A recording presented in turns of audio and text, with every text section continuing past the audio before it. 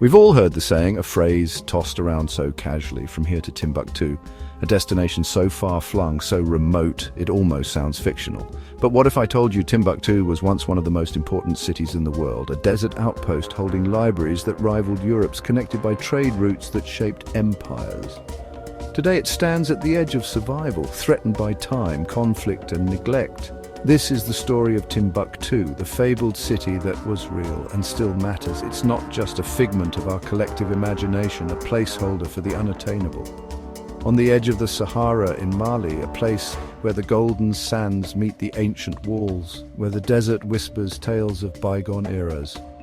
Its story is more incredible than any myth, a narrative woven with threads of gold, knowledge and faith. Timbuktu was once a global center of trade, culture and learning, a beacon of intellectual and commercial exchange. For centuries, it was among the world's wealthiest cities, its coffers overflowing with the riches of the desert and the fruits of its intellectual pursuits. And most brilliant cities, a place where scholars gathered, ideas flourished, and knowledge was revered above all else.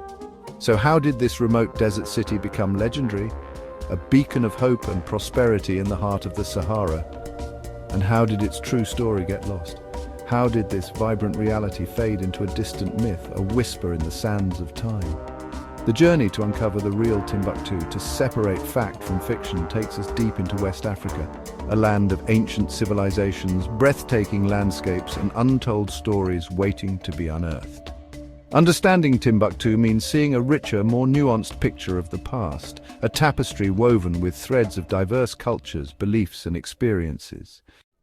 Timbuktu's story begins with geography, a tale etched in the very sands that cradle it. Its destiny was shaped by its unique location. The city sits where the seemingly endless Sahara stretches, an ocean of sand meeting a vital source of life. It's where the harsh, unforgiving desert meets the life-giving Niger River, a lifeline that sustains civilizations. This river was not just water, it was a highway, a source of food, and the reason Timbuktu could exist. Founded in the 12th century as a seasonal Tuareg nomad camp, a place where these hardy desert dwellers could rest and resupply, it soon blossomed into a permanent settlement, a crucial meeting point for two distinct worlds, each with treasures to offer. From the north, hardy camel caravans laden with precious cargo brought salt, a commodity as valuable as gold, fine cloth crafted with intricate designs and colorful beads sought after for adornment and trade. From the lush south, merchants arrived, their coffers overflowing with gold, mined from the earth and ready to be exchanged, ivory tusks, symbols of wealth and power, stimulating cola nuts, and tragically enslaved people, a dark stain on this history. Salt was so incredibly valuable, so essential for life and preservation, that it was meticulously traded for its weight in shimmering gold. Timbuktu, strategically positioned, became the ultimate middleman, the linchpin of this vast trade network where the desert's precious salt met the forest's abundant gold, creating a vibrant exchange of goods and cultures. Its bustling markets buzzed with the energy of people from countless backgrounds, a melting pot of languages, customs and traditions. The city's unique geographical position and its role in this vital trade made it incredibly wealthy, attracting merchants, scholars and adventurers alike. More than just wealthy, it was strategically vital, a key to controlling the flow of resources and influence in the region. Control Timbuktu, and you effectively controlled the flow of goods, ideas, and power across a vast and interconnected region. It was far more than just a city. It was a symbol of prosperity, a beacon of trade. It was a vital and irreplaceable link in a global economic chain, connecting distant lands and fueling empires.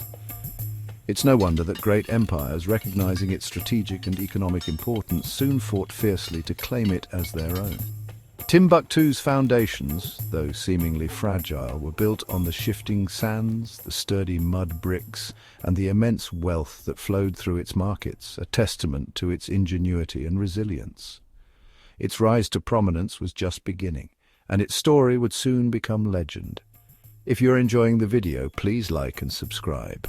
Timbuktu's wealth drew the attention of powerful empires. The Mali Empire, led by Mansa Musa, annexed the city in the 14th century. Mansa Musa's pilgrimage to Mecca made Timbuktu famous worldwide. He brought architects and scholars, building great mosques and transforming the city into a center of Islamic culture and learning. After Mali's decline, the Songhai Empire took over. Under Askia the Great, Timbuktu reached its zenith as an intellectual capital.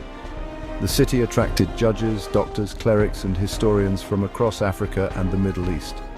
Both empires invested in libraries and scholarship, understanding that knowledge was as valuable as gold. The stability they provided allowed Timbuktu to blossom into one of history's great cities.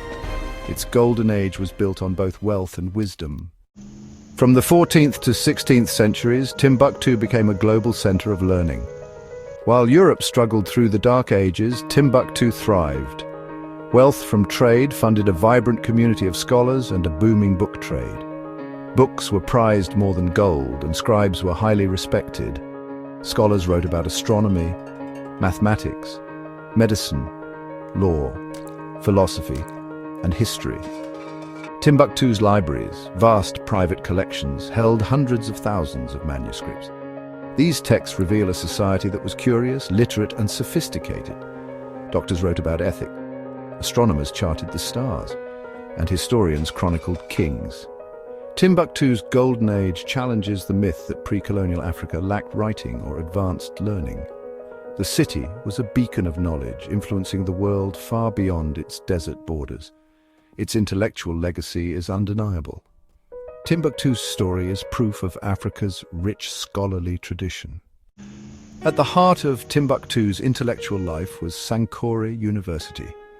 Not a single campus, but a network of independent schools, often run from homes or mosque courtyard. The Sankore Mosque became the symbol of this educational system, so students traveled from across the Islamic world to study with the renowned teachers. The curriculum was broad Quranic studies, law, theology, or grammar, logic, and the sciences, and faith and reason worked hand in hand. At its peak, Sankore may have had 25,000 students, remarkable for a city of 100,000. Graduates distinguished by white turbans were respected across the Muslim world. Scholars didn't just preserve knowledge, they created it, writing original works still studied today. Sankore proves that advanced education thrived in sub-Saharan Africa centuries before European contact. It stands as a symbol of Africa's intellectual heritage. Timbuktu was once at the center of the world's thinking. Timbuktu's golden age ended with a Moroccan invasion in 1591. The city's scholars were scattered, its libraries looted, and its power faded. Europeans, unable to reach the city, filled the void with wild myths. Timbuktu became a lost city of gold. Explorers who finally arrived found a city of mud, not treasure. Disappointed, colonial writers used Timbuktu's decline to fuel racist narratives, claiming Africans couldn't sustain civilization.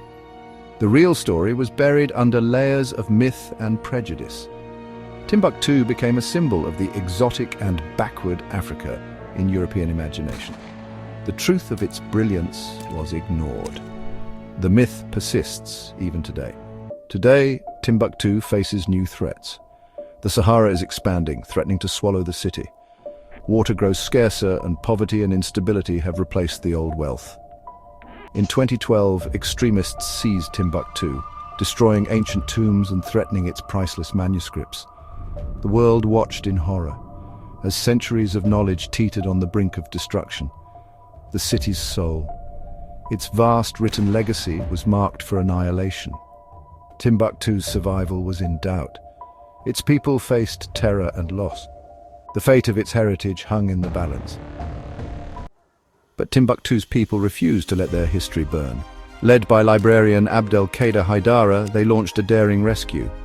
Manuscripts were hidden in metal boxes, smuggled out by donkey cart and boat right under the extremists' noses.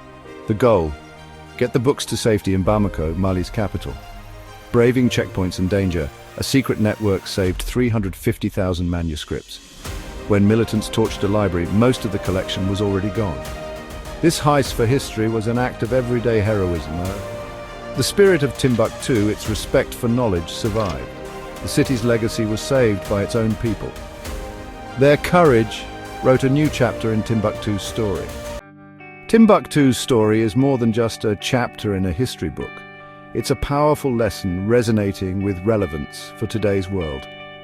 So the next time you hear the phrase, "from here to Timbuktu," often used to denote a far-off or unattainable place, Timbuktu is not a myth, a legend, or a punchline to a joke. It's a real place, a living city with a vibrant culture.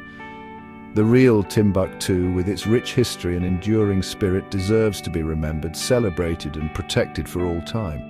Like and subscribe for more travel history adventures.